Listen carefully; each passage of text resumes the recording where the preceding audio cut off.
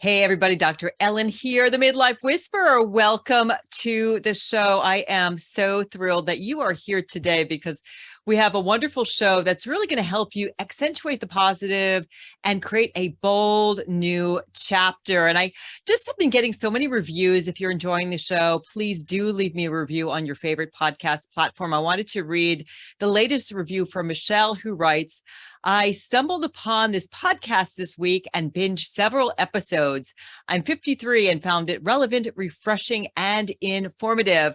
I want to thank Dr. Ellen for choosing to be of service despite attending to her breast cancer recovery. Your generous spirit will transform lives. So thank you, Michelle, for leaving that. I really appreciate the reviews. And if you leave a review, it also makes it easier for other people to find the podcast. So as I was saying, we're going to talk all about accentuating the positive and creating a bold new chapter. And this is one of my favorite topics because, it gets really under my skin. When people think about midlife, they freak out. There's a stereotype that, you're old and you're decrepit and life is downhill. And in fact, when you Google midlife, it's conjoined with crisis. You cannot Google midlife without getting midlife crisis scenarios. You put it in a thesaurus, and what comes up is the wrong side of 40. And I'm here to say that is total BS. And it is time to flip the script about getting older, because I'm looking at 60 and I'm super excited. I actually turned 60 this year, which is like, wow. Because when I was little, 60 was old, right? And I feel amazing. Even with my breast cancer challenge, I feel incredible. And, while our youth-oriented society tells us we're washed up after 50 and says our best years are behind us, the truth is that chronological age is just a number and a measure of time. And the cool thing is we have doubled human life expectancy over the past century, thanks to sanitation and medical care.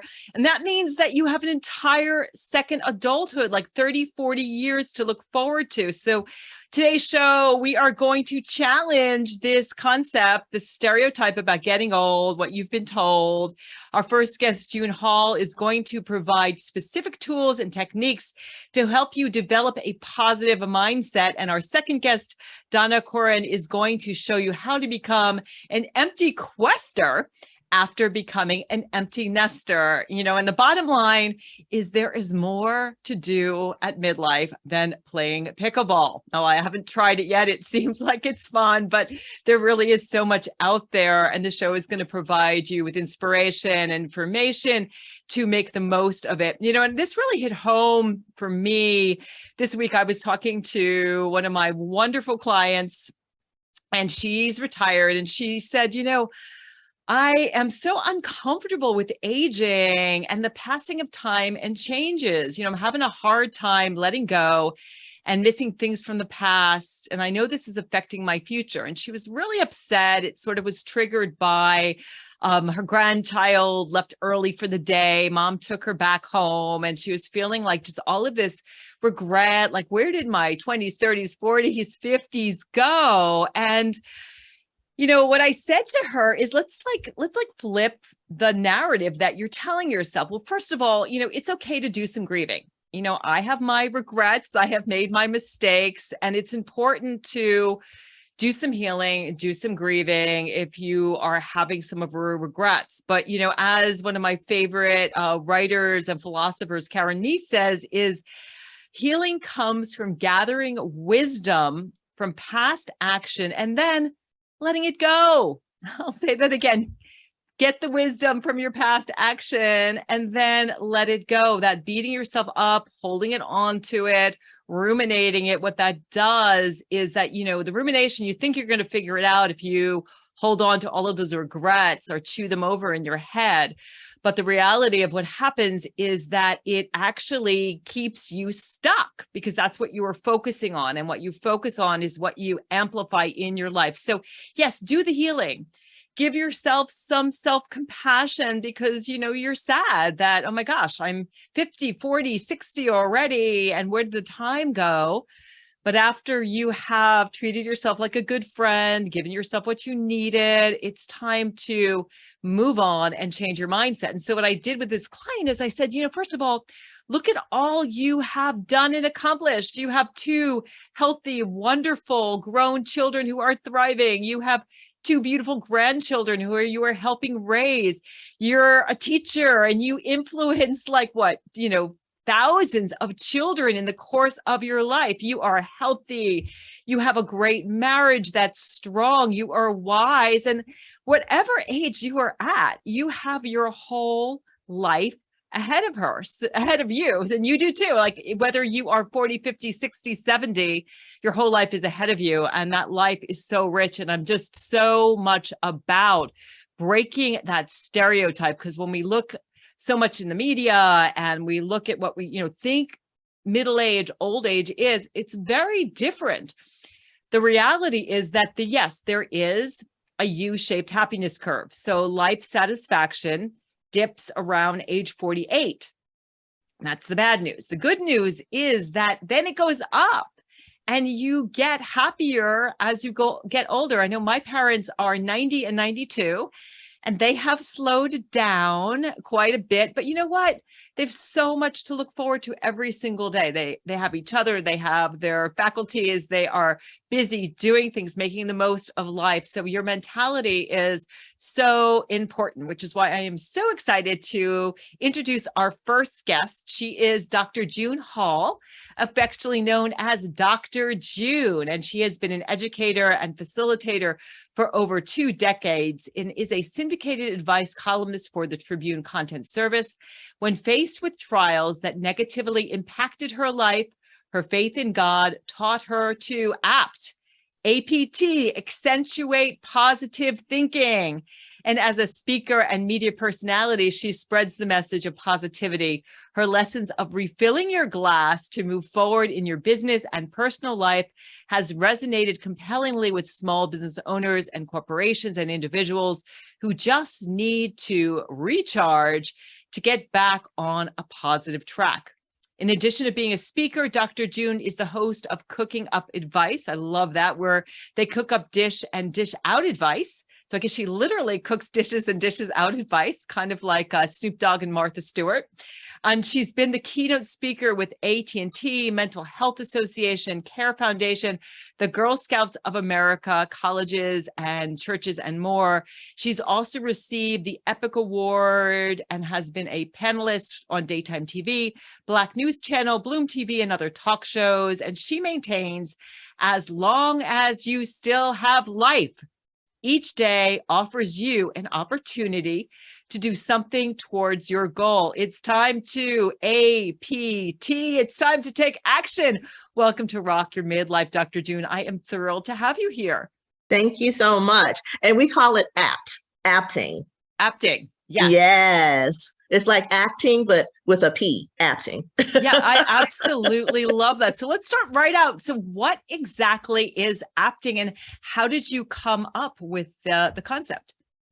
Well, apting is accentuate positive thinking, and we call it having an aptatious lifestyle, a positive lifestyle, because even though things may be going awry, there's always still something good happening.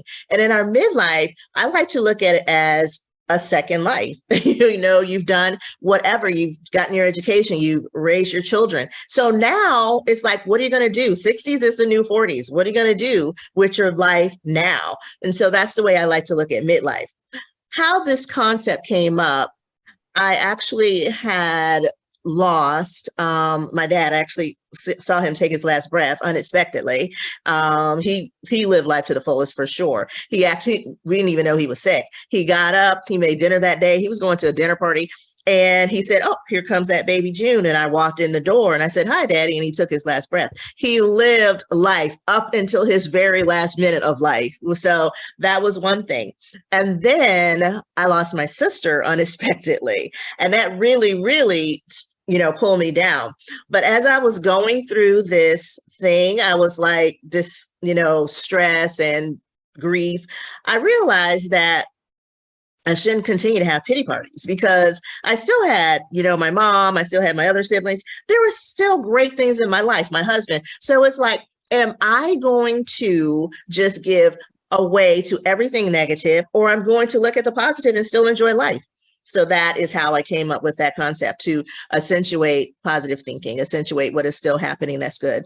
Yeah, well, I'm sorry for those losses too, but I totally get that. Like when I was hit with breast cancer a couple months ago, I was like, I'm sorry, what the heck? What's going on here? Why is this happening to me? But then after you do that initial processing grief, I love what you said. It's not a pity party. Right. And self-compassion is very different than pity. Pity is like, woe is me, poor me, this is all terrible. You're just sort of really stuck in this rut of feeling sorry for yourself, whereas self-compassion is like, okay, this is hard. My dad passed unexpectedly, my sister passed unexpectedly, or I've got a difficult diagnosis, or I'm going through divorce. But then you say, I'm here for me. And now what am I going to do with it? How am I going to pick myself up? As whatever doesn't kill you makes you stronger. And I love that this gave birth to something that is so beautiful. How does this idea of, I guess, apting help with your emotional and mental health? Well, because when you're in that grief stricken state, or like you said, we all have had diagnosis, things that have happened, not just death. I mean, it's many things that happen in our lives that are devastating. And so how do we cope with that? That's the question. And so that helped me because I started thinking about what else I still had good happening. And then it started getting on people's nerves because it's like, oh, I stubbed my toe. Well, do you still have your toe? It's okay. It's like, then I always started looking at the other side. So emotionally, it helped me to be a happier person. I was always happy. Like, my mom said, my siblings said they never saw my mom laugh so much when she was pregnant with me because she wanted me to be happy. And so that was her, her concept, because she wasn't expecting to have another child and she had me. So she didn't want me to be upset. She wanted to be happy, me to be happy. So typically that was my personality. So it helped me to regain that positive emotional state, because I started thinking about when something went wrong, I would always look at, okay, what else is still going right? Have you ever had one of those days where it's like, it seems like everything's going wrong? It's like, you can't find your keys, you're running late. Oh my gosh, I have to get gas, I'm already running late. Whatever, you tripped over, you did stub your toe. And it just seems like there's everything keeps going wrong.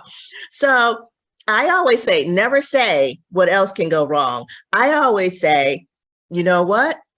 What's good going to happen today? Maybe all these things did happen. So emotionally, you start looking for, and mentally, you change your state. It makes you stronger, and you don't live under stress, which of course we know impacts our physical health. So then you start becoming stronger because you start thinking about healthier things, wanting to do healthier habits, and that strengthens you emotionally and mentally, which impacts also in a positive way your physical health. Yeah, that is so true. And what I find too is that when you are stronger mentally, and for me, it really starts with first thing in the morning, doing the gratitude practice, being in prayer, connecting with God, all of those things. You know what? I don't run out of gas. I don't stub my toe. It's a combination of, starting off with the right vibration, that positivity, slowing down. I find like slowing down, being mindful, doing one thing at a time, noticing how you are feeling throughout your day. And if you get into a habit, right, of like, and it's not Pollyanna, it's not like everything is great. I mean, you can look at the newspaper and go, wow, the world's kind of a mess right now, but my world, what I have control over, is going right. Do you find that yourself, that sort of staying in that like positive Oh, absolutely. lane? The first thing I do in the morning is say, thank you, God, for allowing me to be alive. And if I start doing something else without giving, myself that spiritual awareness, then that will cause more things to go awry, in my opinion. That's just my personal opinion in my personal life. So I definitely do that. I do agree that what happens is some people get into this thing, well, am I supposed to be, happy all the time? It's like, no, that's not what that is all about. Things are happening. It's life. I mean, we get sad. You should cry. It's cathartic. So yes, it's okay to be upset. But on the flip side, you have to also remember that you cannot live in that state, or it will impact you negatively, emotionally, and mentally. So yes, the gratitude is very, very important. Many people forget to be thankful for what they have. And I always say it doesn't even have to be something big that you have. It could be something that we take for granted, such as being able to have our five senses, something as simple as that. And I think that we forget and we take certain things for granted in life. So yes, definitely the gratitude and remembering in the morning to start off with being grateful.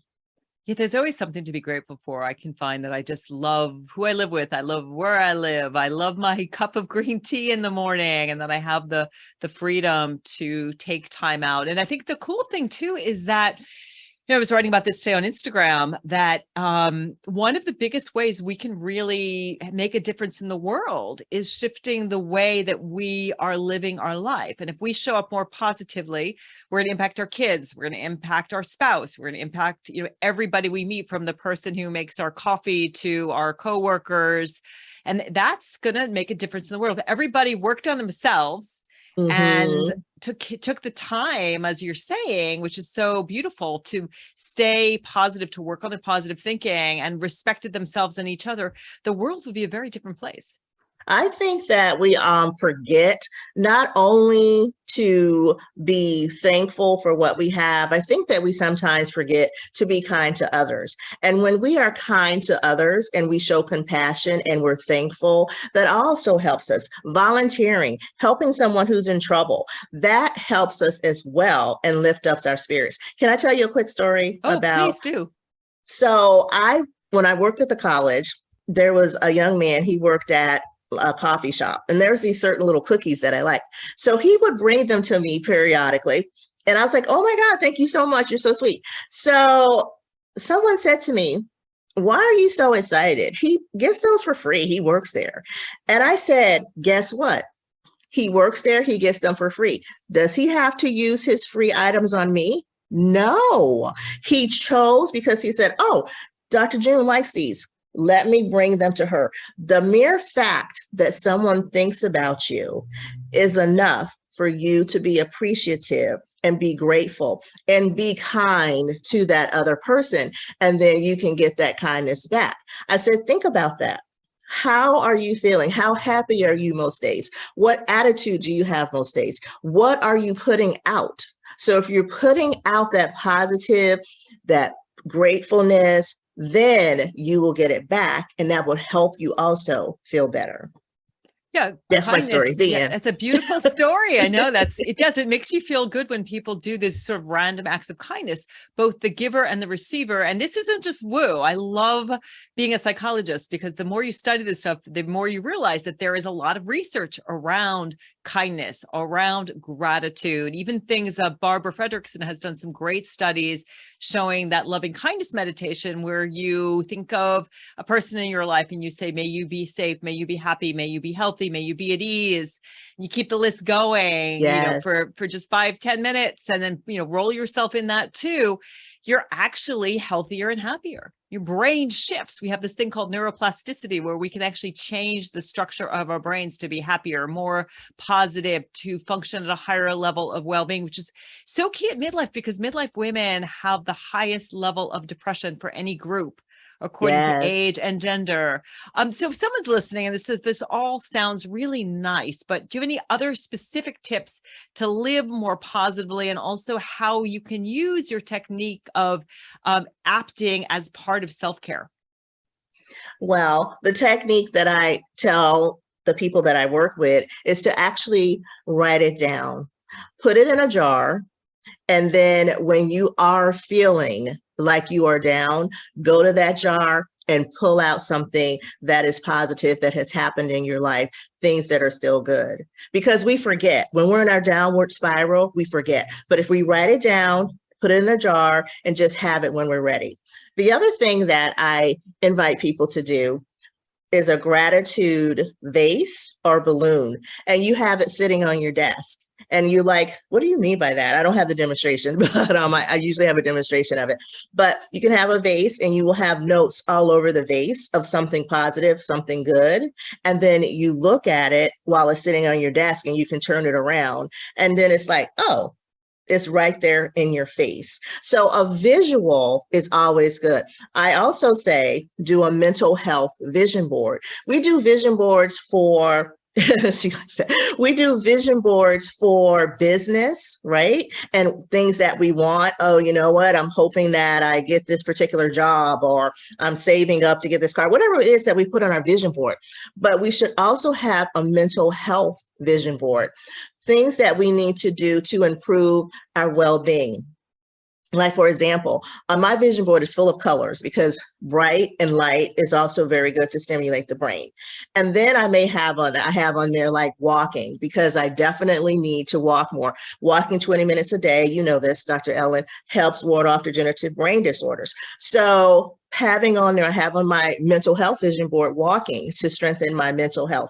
I have on there rice with an X because my doctor told me to stop eating so much rice. And so, but on the mental health vision board, things that you want, what is it that you want to achieve that helps you be healthier and happier in your life? And you put that on your vision board so that you can see that, not just things that you want, business wise or to progress that way, but things that you want to progress to help you be happier. Another thing, I'm sorry, I don't want to take up all the time, but another thing that I want to share is that we need to do something each day that does make us happy. It doesn't even have to be an hour. It can be 2 or 3 minutes a day. Take a minute and listen to a song that cheers you up. The next day, maybe have a piece of dark chocolate if that's something that you like. The next day, do something else that makes you happy. Every day, because we forget, what is it that makes us happy? What's the joy in our life? We need to do that every day just for a minute or 2 or 3, 5 minutes. It doesn't, like I said, have to be all day or an hour. And once a week, spend time and talk to someone that makes us happy. Spend time with that person as well. Wow, so many amazing nuggets. I love, first of all, the jar. I see people do this a lot at the beginning of the new year. And I guess what I love about all your tips, which I'll review in a moment, is they're so actionable. There are specific things that you can do that are going to improve your mental, your physical health, your well-being, your happiness. So the jar idea is great to put in like one good thing that happens. And then when you're feeling down, to pull it out. I like to personally every day, I write down 3 things I'm grateful for. I write down 3 things that would make the day terrific. And then I write down an affirmation. And affirmations are super powerful as long as the affirmation rings true to you. You don't want to say like, I'm going to make $1 million today. If you know, that's not a reality of what your life is going to be. But if you're going to say, today I am working on my health and well-being and my happiness. I also love Post-it notes. So taking colorful Post-it notes and like putting them on your mirror to remind you to smile, to take a breath, to be kind to yourself, your mirror, your car, your refrigerator. That's super powerful. And I love this idea of like mini self-care rituals that you were saying. Like, you don't need to go to a spa and spend hundreds of dollars and a day to do self-care. Like, playing music is powerful. The research shows that playing music will shift your vibration. If you are playing a song that really, and especially if you get up and you dance to it, you move around, exercising, all of these things really will make a difference, but you have to remember to do them. So I would say, write out goals for you. I love the idea of writing out all the things on your mental health vision board that you can do for your well-being. And maybe even, I always tell people, like, if on your calendar, give yourself a smiley face every time you do one of them. And when you've collected,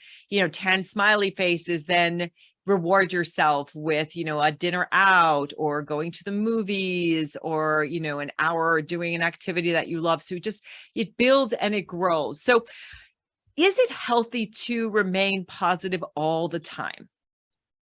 And the answer is no. I actually don't think it's realistic. That's just, who's happy all the time? I don't think it would have been realistic for me to be positive and happy when I lost, my family members. That's something that people that I love, and that made me sad. And so you have different levels of emotions. And so when we think about being positive, it's like, no, it's not like 24/7, everything is going to be great, or you're going to be thinking that everything's great. But the whole point is to come out of it in a positive way and to cope with it in a positive way. And so another funny story, when I taught some psychology at the college, we have this lesson on stress reduction. And so we would have to come up, well, the students would have to come up with activities on ways to cope and reduce stress. And they would have to do it for a certain amount of days and keep a log on how it helped. And so the reason I'm laughing is when I say positive and healthy ways to cope, because they would be like, so that means that we can't use like smoking or drinking. It was just a funny thing. Every time somebody would ask me that. But so that's why I say, when I say coping, doing it in a positive and healthy way. And that is what apting is all about. It's not being 100% every day, 24/7. Yeah, we're human, and I like to not think of positive or negative emotions, but all emotions are helpful. There are there are difficult emotions, and then there are, emotions. We all want more joy and happiness and gratitude and things, but all of your emotions are there to provide you with information. We learn by contrast, and if we don't process our emotions, what ends up happening is we end up getting depressed. We depress everything. And we also shorten kind of our bandwidth on the joy too. I know when I had clinical depression and was taking selective serotonin reuptake inhibitors, so I was taking SSRIs for it many, many moons ago.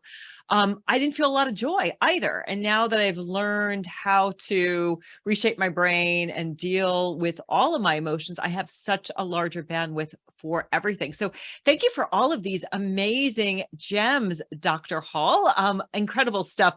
We are going to take a short break. And then when we come back, we are going to be talking with Donna Korren, who is a speaker, writer, and facilitator to people 50 plus, and she is going to talk to us all about empty questing. So stay tuned. You're listening to Rock Your Midlife. We'll be back after a short break. Welcome back to Rock Your Midlife. Thank you so much for listening. Again, please leave me a review. Let me know what you think about the show and the kind of guests you want to hear. And if you want to connect with me, just go out to themidlifewhisper.com. That's themidlifewhisper.com. And before the break, we were talking all about staying positive, working on your mental health, self-care, all kinds of wonderful, wonderful nuggets that are going to have a positive impact on your midlife. And now I'd like to introduce our next guest. She is Donna Korren. She is a speaker, writer, and facilitator on topics relevant to the 50 plus audience. Through her live cohort workshop, she helps people in this demographic to envision and activate their goals for the second half of their lives. In 2019, she gave a TEDx talk in Manhattan called "The Newest Workforce Disruptors Are Over 50." I listened to it. It's awesome, where she highlighted the opportunities availed to this growing segment of the population. She implored younger generations and the media to recognize the enormous influence and spending power of this sector. Donna spent over 25 years in publishing and advertising sales at Vogue, Time, Parenting, and Elements, a regional lifestyle magazine she co-founded for the Gold Coast of Long Island. And then she created Empty Quester. I just love that name. A platform for empty nesters on a quest for their bold next chapter. It includes a blog and video series, and she is often a guest on other podcasts on the topic of reinvention.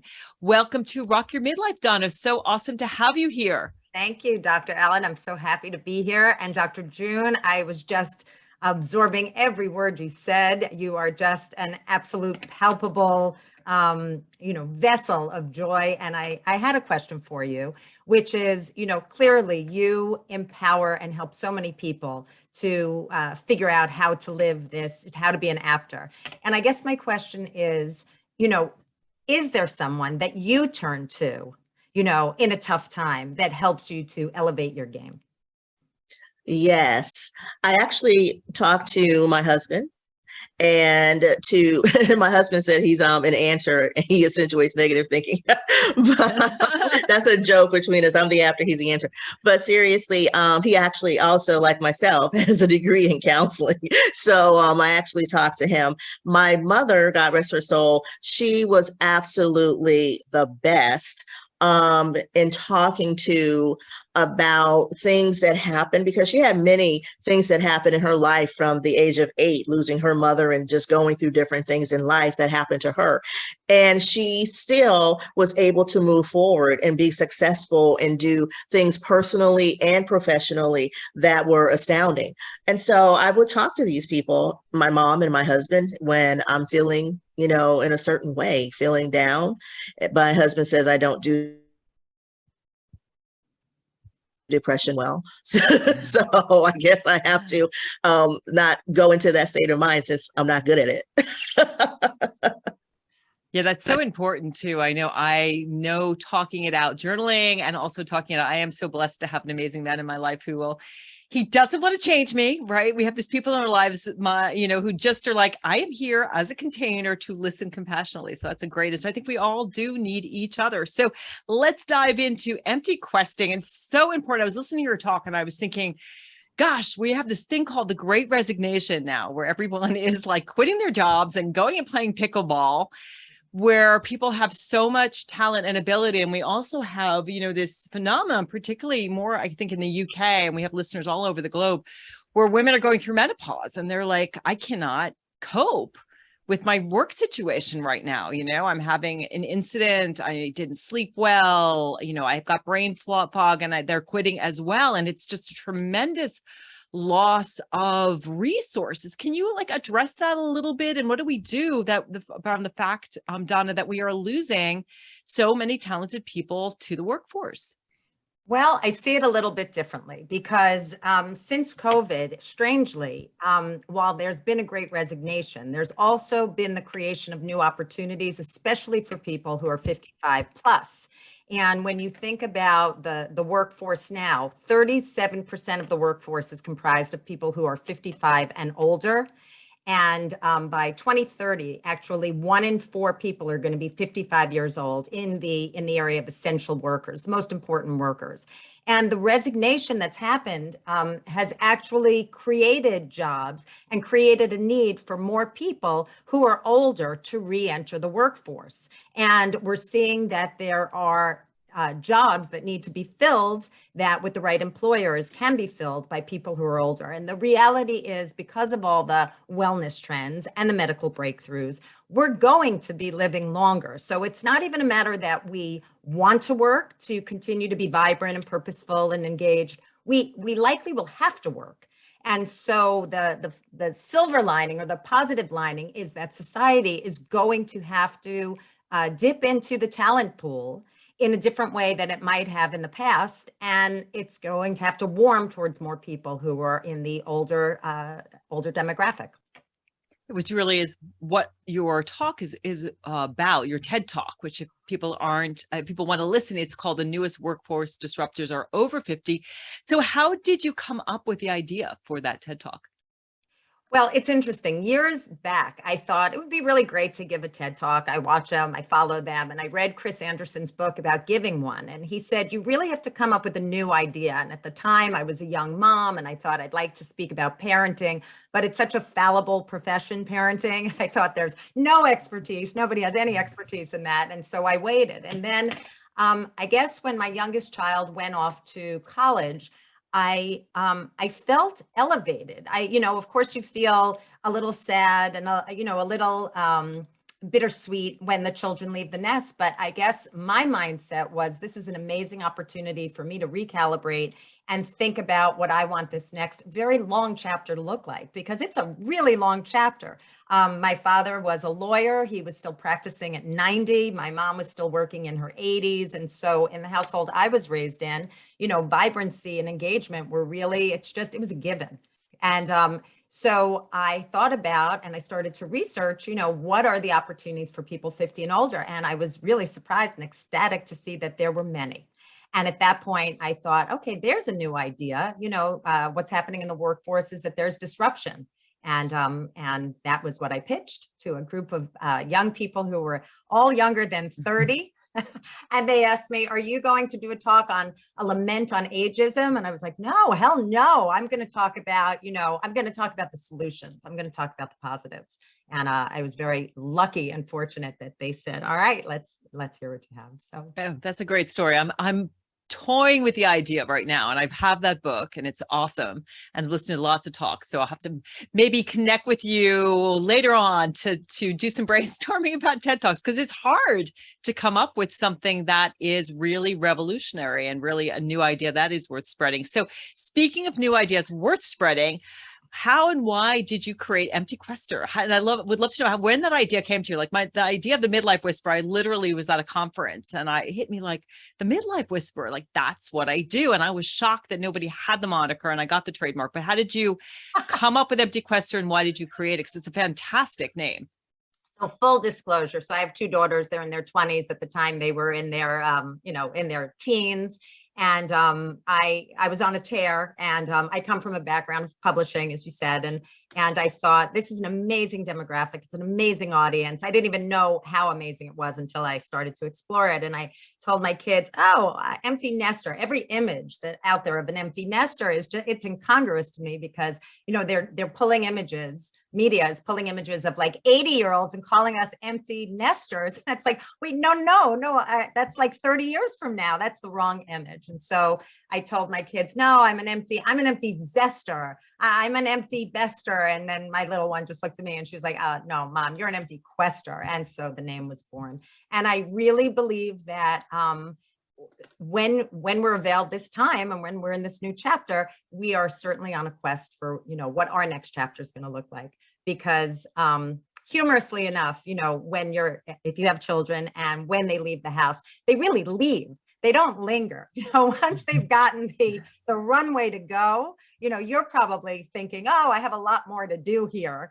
And they make it pretty clear pretty fast, like, I've bounced. And, I'm a big proponent of getting busy and figuring out what your lane's going to look like, what your life is going to look like, in large part because if you do have children, they want you to do that.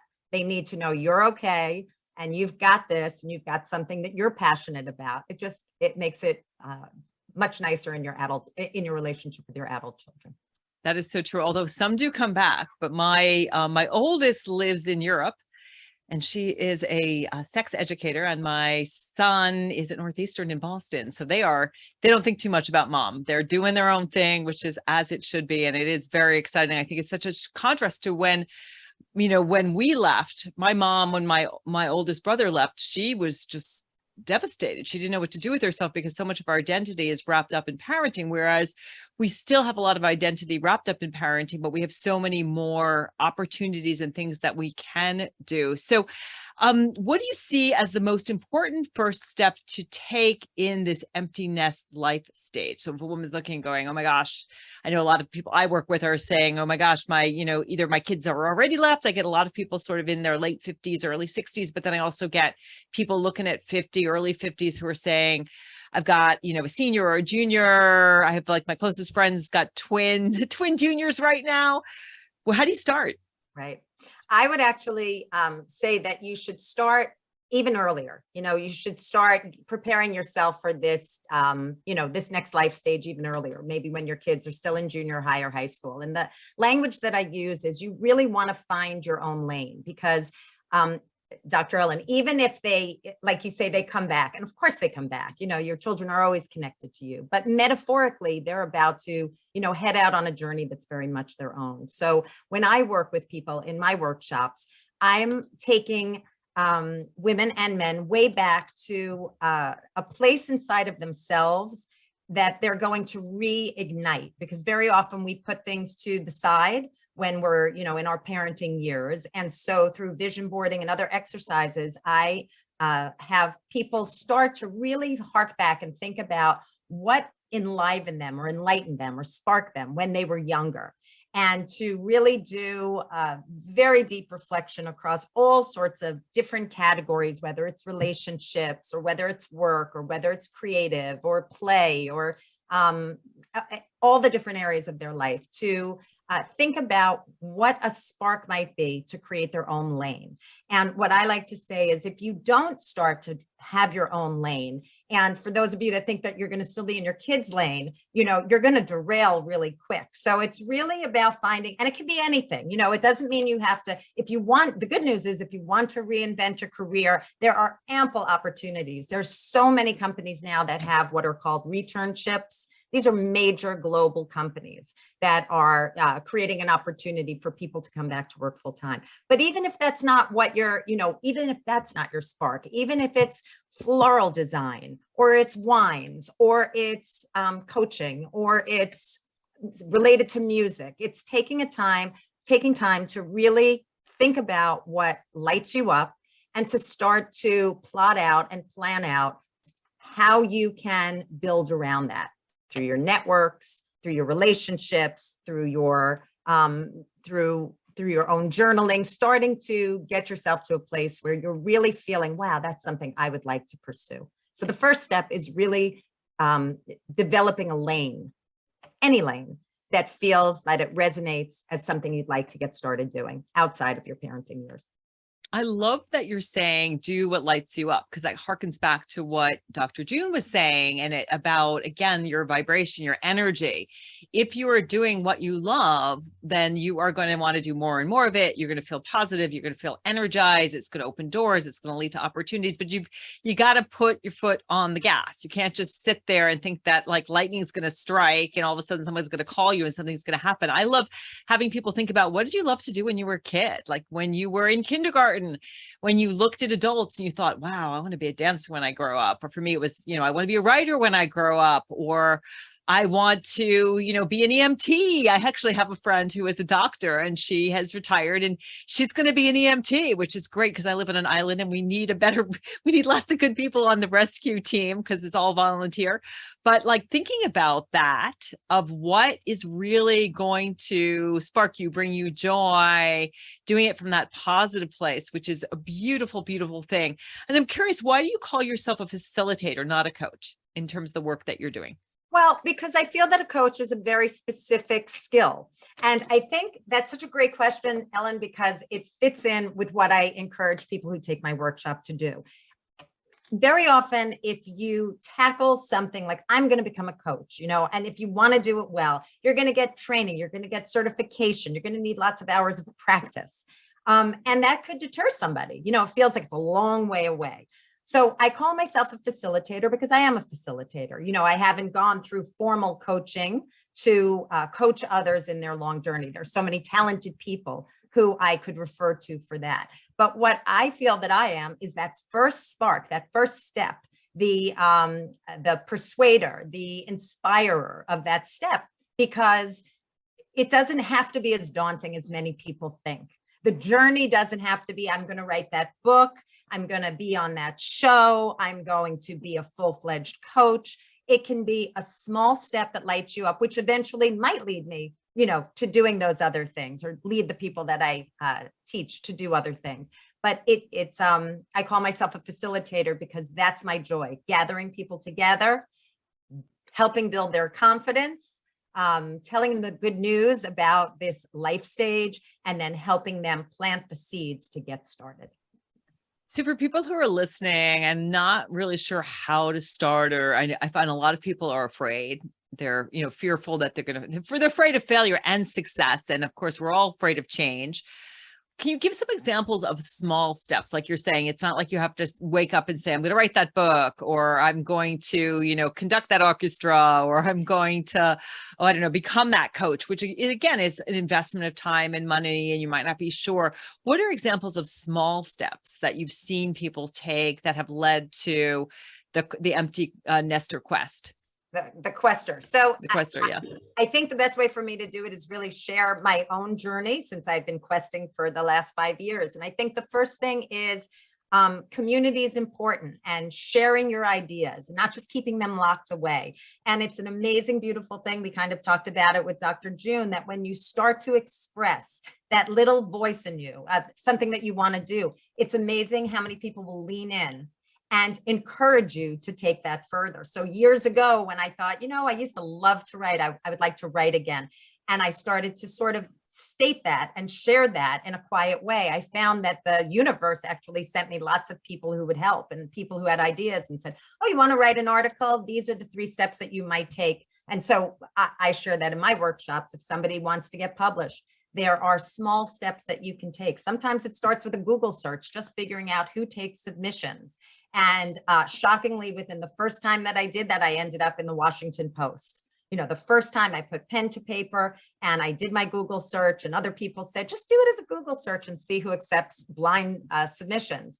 And that was a first step, a shocking first step. So when you say some of the steps that you take, let your idea germinate, an idea, share it with people around you who want to see you succeed, and start to ask questions. You know, see who in your network and in your world is willing to, you know, step in and maybe introduce you to somebody. If you want to be a floral designer, go to your local florist shop and see if you can volunteer 2 days a week and just, you know, sit on a stool and watch how somebody does floral design. If you want to do photography, you know, don't feel that you have to get from A to Z, you know, go take a class at your local community college and, you know, start to take footage and see where it takes you. You'll be, I have found in my journey that I'm shocked at how much great energy has come towards me as long as I staked my claim and said, I'm writing, I'm speaking, I'm facilitating. Somehow the energy of the universe said, go girl, go. And that's the energy that I like to bring in my workshops.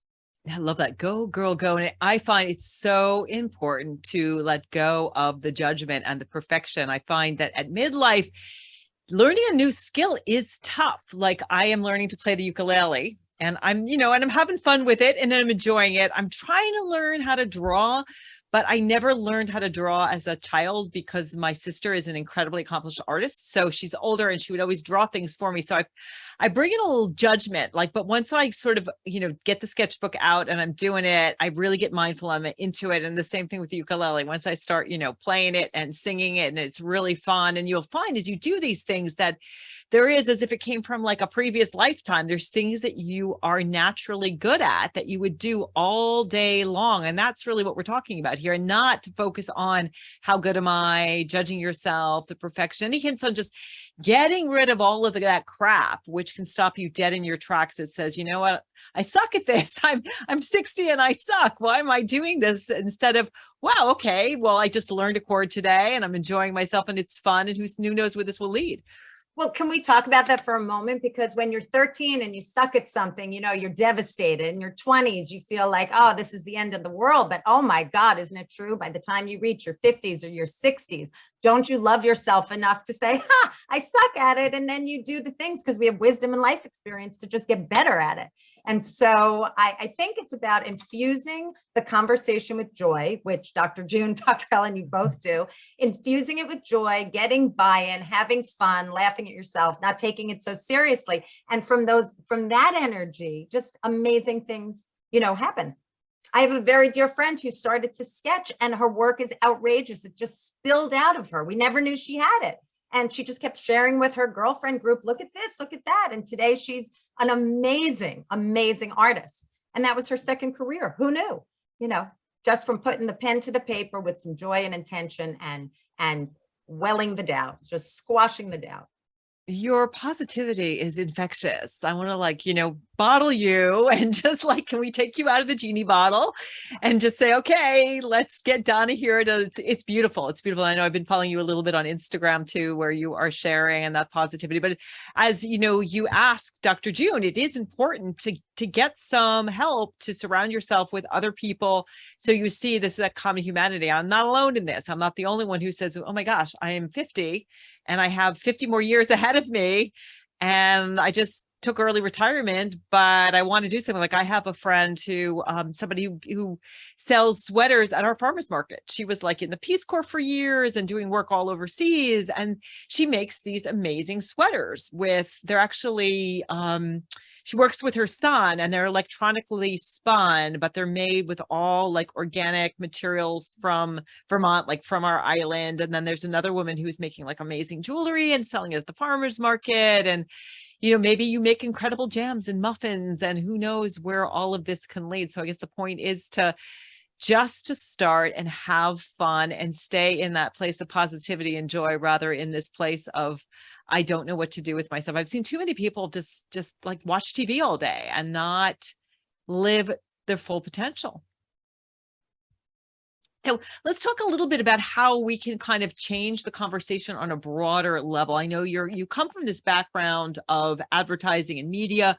What can we do individually and collectively so that we don't have this, we have less of this issue, so that people of our demographic see themselves and say like, wow, look how vibrant we are. Right. Well, that's a big challenge, because it's like, I think there's a Woody Allen joke, like, who wants to be a member of a club that would accept me as a member, or something like that. We here, the three of us, are preaching to the choir because we understand the collective energy. Of course, what incenses me to no end is that we, people 50 and older, are responsible for 70% of all consumer purchasing. And when you look at advertising directed to this demographic with images that, reflect what we are like, there's maybe 10% of ads are like that. And so we can't really boycott, right? We can't boycott the brands that don't reflect who we are, but we can join the conversation. And there are many of them on social media about, the vibrancy of this consumer. And part of my goal in the next year is to start to reach out to brands and advertisers and have them change their imagery so that they have an accurate representation of a market that they're, trying to, to have us buy from. So, and the other piece of it, I'd say, is intergenerational. Spend time with people who are younger than you, in business settings, in spiritual settings, and wherever you are. Engage to the greatest extent that you can with a younger generation, because they'll listen to you and they will take an interest. And if you tell them it really bugs us that we're misrepresented, they're the ones who are actually, possibly in a position to help make those changes. Yeah, I think ageism has to be like, whether it's racism, sexism, all of those things, that everybody needs to see the divinity in themselves and everybody, and that we are all equal. So we only have about 2 minutes left, but I want to give Dr. June an opportunity to ask you a question. Dr. June, do you have a question for Donna? Yes, Donna, I wanted to ask, do you see a difference between women who are no longer married and are empty nesters, who you are making questers, which I love, by the way, and those who are married? It's a great question. I don't know if I can draw a huge distinction, because people who are lit up and want to go for it come in all different, packages. I would say that there is definitely a reality of somebody who is a single person who, might have a financial need to continue, or definitely has a financial need to continue to be in the workforce, doesn't have the offset of a partner's income to help them, that they are very, very intentional, certainly in the area of work, of making sure that they have opportunities and staying vibrant in the work world. Oh, that makes perfect sense. I love it. I see pros and cons, because I work with women who are single and I work with women who aren't. And I think I agree with you, Donna, that when you have the two incomes, and also, as we talked about earlier, when you have that kind of support, like I have a man now who just totally supports, this chapter that I'm in. But on the flip side, it also can hold you back. A lot of times I see women who are on their own, as you said, they have the incentive to make money, make things happen. And then they also don't have someone who could potentially hold them back and say, I don't want you traveling all the time. I don't want you doing these things. So I think it's all about getting that support and doing what is right for you. But it's interesting if there is any. It'd be an interesting thing to drill down, and if it makes a difference if people are single or not single. I think part of it's too is, are you single by choice? Are you single because you won't really want to be and you love it and you're energized and you love your life? Or is this something that you want to change, that you're focusing on? So thank you both so much for your wisdom, your inspiration, and just your incredible energy. Real quickly, Dr. June, how can people find you? drjunehall.com. Easy, drjunehall.com if you want to know more about her workshops and acting. And Donna, how can people find you? emptyquester.com. Oh, easy. emptyquester.com. Well, do check them both out. Thank you all so much for listening again. Leave me a review. Connect with me at themidlifewhisperer.com. I would love to know more about you and the types of guests and information you would like me to cover on the show. Have a great week, and we'll catch you on the next episode.